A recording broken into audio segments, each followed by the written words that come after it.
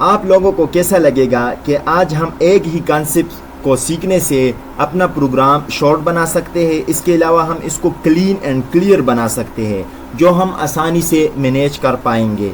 ठीक है, तो इस कंसेप्ट को हमारे पास फंक्शन कहा जाता है। तो चले इसे आसानी से समझते हैं, लेकिन कोड लिखने से पहले हम इसकी थोड़ी सी थ्योरी कवर करते हैं। ठीक है, बिस्मिल्लाहिर्रहमानिर्रहीम। Hi everyone and welcome to my YouTube channel code with Saeed. आज की इस वीडियो में हम फंक्शंस के बारे में सीखेंगे, लेकिन इससे पहले आप लोगों से रिक्वेस्ट है कि हमारे चैनल को सब्सक्राइब कर ले और बेल आइकन को दबाएं ताकि हमारी हर नई आने वाली वीडियो आप लोगों तक बर वक्त पहुँच सके। तो चलिए शुरू करते हैं। Function in C++। A function is a block of code that perform a specific task। ये हमारे पास एक ब्लॉक ऑफ कोड होती है जो हमारे पास एक ख़ास काम हमारे प्रोग्राम में परफॉर्म करती है। ठीक है, इसके अलावा हमारे पास ये देखिए, मैंने आप लोगों को बताया कि ये रन होती है जब हम इसको कॉल करते हैं। ठीक है, इसको हम प्रोग्राम कोड के अंदर सीखेंगे कि हमारे पास ये कॉल वगैरह इसका क्या मतलब है। ठीक है, function help program break a big problem into smaller parts. ये हमारे पास ये हमारी ये हेल्प करती है कि हमारा एक जो लंबा प्रोग्रामिंग कोड होता है उसको जो है ना ये मुख्तलिफ़ किस्म के पार्ट्स में ये ब्रेक करता है। हमें जो है ना वो प्रोग्राम लिखने में और समझने में, इसके अलावा मैनेज करने में हमें आसानी पैदा करती है। ठीक है, they make program easier to understand and manage. ये देखिए, प्रोग्राम जो है ये इजी बनाता है हमारे लिए, जिसे हम अंडरस्टैंड कर सके और इसको मैनेज कर सके। ठीक है, इसके अलावा हमारे पास फंक्शन की इंपॉर्टेंस क्या है। ठीक है, रिड्यूस करता है repetition of code, block of code को। ठीक है, हम इसको अगर हमारे पास एक ब्लॉक ऑफ कोड की बार बार हमें ज़रूरत आती है, हमें इसको बार बार लिखना नहीं पड़ता। ठीक है, ब्लॉक ऑफ कोड को। ठीक है, इसके अलावा हमारे पास make program shorter and cleaner. ये हमारा प्रोग्राम जो है ना वो शॉर्ट बनाता है। इसको हमारे पास इतना लंबा प्रोग्राम हमें नहीं लिखना पड़ता, ये हमारे प्रोग्राम को शॉर्ट बनाता है। ठीक है, ये फंक्शन। इसके अलावा हमारे पास make code easy to understand, ये हमारे पास कोड को इजी बनाता है अंडरस्टैंड करने में। ठीक है, हमें इसको समझने में आसानी पैदा करता है। ठीक है, डिबग एरर इजीली, हम जो है ना इसमें एरर वगैरह जो है ना वो इजीली इससे रिमूव कर सकते हैं। इसको हम जान सकते हैं कि हमारे पास एरर कहाँ पर है। ठीक है, divide big problem into smaller parts. और तो ये वही बात है कि हमारे पास एक बिग प्रॉब्लम को ये हमारे पास स्मॉलर पार्ट्स में कन्वर्ट करता है जो हम इजीली मैनेज कर सकते हैं। ठीक है, तो ये देखिए, ये मैंने एक प्रोग्राम लिखा है और इसमें हम देखते हैं कि हमारे पास फंक्शन की क्या रोल है। ठीक है, तो ये देखिए, हम जो है ना पहले फंक्शन की डिफिनीशन करते हैं। ठीक है, हमारे पास फंक्शन की डिफिनीशन का मतलब ये है कि हम जो है ना फंक्शन की नेम लिखते हैं। ठीक है, हमारे पास ये एंट हो गया, ये हमारे पास डेटा टाइप हो गया इस फंक्शन नेम की। ठीक है, तो हमने इसकी डेटा टाइप भी लिखनी है। ठीक है, इसके अलावा हमने इसकी पैरामीटर्स की भी जो है ना वो डेटा टाइप लिखनी है। ठीक है, ये ए जो मैंने लिखी है ना, इसको हमारे पास पैरामीटर कहा जाता है। ठीक है, इसको हम फिर आर्गूमेंट्स पास करेंगे, वो मैं आप लोगों को कोड के अंदर मैं आप लोगों को बताऊंगा। ठीक है, लेकिन इसकी भी हमारे पास डेटा टाइप होगी। ठीक है, तो ये देखिए हमारे पास ये बी पैरामीटर हो गया। ठीक है, तो हमारे पास फिर ये फंक्शन डिफिनीशन जो हमने इसको डिफाइन किया, ये हमारे पास रिटर्न क्या करेगा, हमारे पास ये रिटर्न करेगा a+b। ठीक है, तो इसको हम जो है ना अब मेन फंक्शन में इसको कॉल करते हैं। ठीक है, तो इंट रिजल्ट मैंने यहाँ पर एक वेरिएबल लिया। ठीक है, इसको इस रिजल्ट इस वेरिएबल को मैंने असाइन की। ठीक है, तो यहाँ पर मैंने ये वाला जो फंक्शन है ये मैंने यहाँ पर इसको असाइन की और हमने इसको वैल्यूज पास की। ठीक है, ये 5 जो है ना ये आके यहाँ पर a में स्टोर होगा और ये 3 जो है ना यहाँ पर आके हमारे पास बी में स्टोर होगा। ठीक है, इन दोनों को हमारे पास जो है ना वो आर्गुमेंट्स कहा जाता है। ठीक है, इस पे ये हमारे पास जो है ना वो अपना काम परफॉर्म करेगा, ऐड होंगे यहाँ पर और इसको हम जो है ना सिर्फ कॉल देंगे। ठीक है, ये फंक्शन कॉल, इसको हमारे पास फंक्शन कॉल कहा जाता है। ठीक है, यहाँ पर हमारे पास ये दोनों ऐड होंगे और इसके बाद ये हम जब इसको कॉल देंगे तो ये हमारे लिए यहाँ पर आके प्रिंट होंगे। ठीक है, तो यहाँ पर देखिए मैंने एक फाइल क्रिएट की है function.cpp के नाम से। ठीक है, तो अब हम इसको जो है ना वो फंक्शन यहाँ पर फंक्शन की यूज़ को देखते हैं कि हमारे पास ये किस तरह प्रोग्राम में यूज़ होता है। ठीक है, तो हम सबसे पहले हम फंक्शन को डिफ़ाइन करते हैं। ठीक है, तो मैं वॉइड, इसके अलावा मैं ग्रीट लिखता हूँ, और तो ये देखिए इसको हमारे पास क्या कहा जाता है, तो हमारे पास फंक्शन डिफिनीशन कहा जाता है, इसको हमारे पास फंक्शन बॉडी कहा जाता है। इसमें जो काम हम इससे करवाना चाहते हैं तो वो हम इसमें यहाँ पर लिखेंगे, और इसको अलावा हम इसको फिर कॉल देंगे। ठीक है, तो यहाँ पर वो काम जो है ना जो हमने यहाँ पर इसको दिया हो तो वो हमारे पास वहाँ पर मेन फंक्शन में आके हमारे पास स्क्रीन पर प्रिंट होगा। ठीक है, तो यहाँ पर मैं इससे सी आउट करना चाहता हूँ, सी आउट लेस देन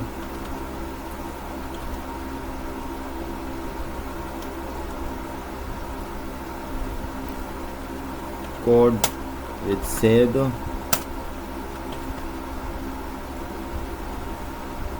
यहाँ पर मैं एक हैंडल लेता हूँ और cout welcome to my YouTube channel code with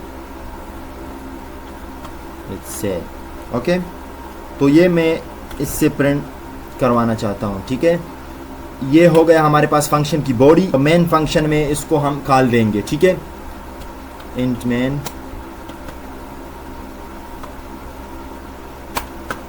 हमने जो है ना ये कोड दोबारा नहीं लिखनी है। ठीक है, इसका हमारे पास फ़ायदा यही है कि हम इसको सिर्फ कॉल देंगे और हमारे पास ये जो हमने पहले वो ब्लॉक ऑफ कोड लिखा तो वो हमारे पास यहाँ पर मेन में आके प्रिंट होगा। ठीक है, तो मैं इसको कॉल देता हूँ ग्रीट फंक्शन का जो हमारे पास फंक्शन डिफिनीशन है ग्रीट। ठीक है, इसको मैं कॉल देता हूँ। यहाँ पर इसको क्या कहा जाता है, इसको हमारे पास फंक्शन कॉल कहा जाता है। ठीक है, तो हमने इसको यहाँ पर कॉल दी है। ठीक है, तो अब हम देखते हैं कि हमारे पास क्या प्रिंट होगा। ठीक है, तो चलिए इसको कंपाइल करते हैं। तो ये देखिए इसने हमारे पास वो हमें प्रिंट करके दे दिया। इसका हमारे पास मतलब क्या हुआ, हम इसी अल्फाज में समझते हैं कि हमारे पास ये देखे ये हमारे पास एक ब्लॉक ऑफ कोड है ना, तो इसको हमने एक ही बार लिखा। अगर हमें इसकी ज़रूरत आ जाती है मेन फंक्शन में तो हम इसको सिर्फ एक ही लाइन में जो है ना ये ब्लॉक ऑफ कोड जो है ना हम इसको जो है ना वो प्रिंट कर सकते हैं। ठीक है, तो मैं आप लोगों को अब एक दूसरा एग्जांपल भी देता हूं। ठीक है, इसके अलावा मैं आप लोगों को ये भी बताना चाहूँगा कि हमारे पास फंक्शन डिक्लेरेशन भी होती है। ठीक है, वो क्या होती है हमारे पास फंक्शन डिक्लेरेशन, ये हम जो है ना यही सिर्फ लिखेंगे। इसके अलावा हमारे पास ये कोड जो है ना इसको हम यहाँ से कट करेंगे और यहाँ पर हम सिर्फ वॉइड ग्रीट मिस जो है ना वो डिक्लेयर करेंगे यहाँ पर फंक्शन, और इसको फिर जो है ना हमारे पास फंक्शन डिफिनीशन जो है वो हमारे पास ये मेन फंक्शन के बाद हम इसको लिखेंगे। ठीक है, वो यही दोबारा हम लिखेंगे वॉइड ग्रीट, और इसके अलावा हम वो फंक्शन बॉडी लिखेंगे, और यहाँ पर हम फिर या मेन फंक्शन में हमारे पास इसकी जो तरीक़ाकार है वो सेम ही है। ठीक है, तो हमारे पास यहाँ पर हम फंक्शन को डिक्लेयर भी कर सकते हैं, लेकिन हमारे पास इसकी इम्पोर्टेंस इतनी नहीं है। हमारे पास सबसे बेस्ट जो है ना वो वही है फंक्शन डिफिनीशन, जब हम यहाँ पर पहले लिखते हैं और इसके बाद हम इसको सिर्फ कॉल देते हैं। ठीक है, ये हमारे पास बेस्ट तरीका है। ठीक है, तो मैं आप लोगों को एक दूसरा एग्जांपल देता हूँ। ठीक है, तो ये देखिए ये हमारे पास इंटीजर वैल्यू जो है ना वो हमें रिटर्न करेगा। इसके अलावा मैं यहाँ पर देता हूँ ऐड।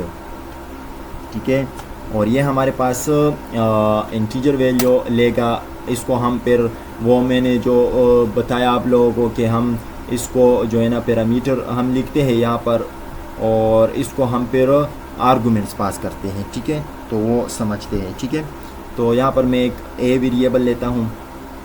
इसके अलावा मैं दूसरा लेता हूँ इंट बी वेरिएबल। ठीक है, तो अब जो है ना इसको हम रिटर्न में हम क्या लेंगे, इससे रिटर्न में हमें a प्लस बी मिलना चाहिए। ठीक है, a प्लस बी। ठीक है, तो अब हम इसको कॉल देंगे। ठीक है, यहाँ पर मैं एक वेरिएबल बनाता हूँ, ठीक है, इंटीजर वैल्यू का, और इसको मैं नाम देता हूँ रिज़ल्ट। ठीक है, तो ये हो गया रिज़ल्ट। इस रिज़ल्ट को मैं जो है ना वो असाइन करता हूँ हमारे पास ये ऐड फंक्शन। ठीक है, ऐड फंक्शन को जब हम कॉल करेंगे यहाँ पर, तो वो मैं इस रिज़ल्ट को असाइन करता हूँ। ठीक है, तो ये देखिए मैंने यहाँ पर इसको असाइन की, और यहाँ पर मैंने इसको जो है ना वो दो पैरामीटर आर्गुमेंट जो है ना वो पास करनी है। ठीक है, तो यहाँ पर मैं एक लिखता हूँ 5 और दूसरा लिखता हूँ 3। ठीक है, ये मैंने इसको जो है ना वो पैरामीटर पास किए। ठीक है, तो अब हम जो है ना इसको देखते हैं कि हमारे पास क्या प्रिंट होगा, लेकिन इसको हम जो है ना वो सी आउट भी करेंगे। ठीक है, सी आउट, ये रिज़ल्ट यहाँ पर मैं लिखता हूँ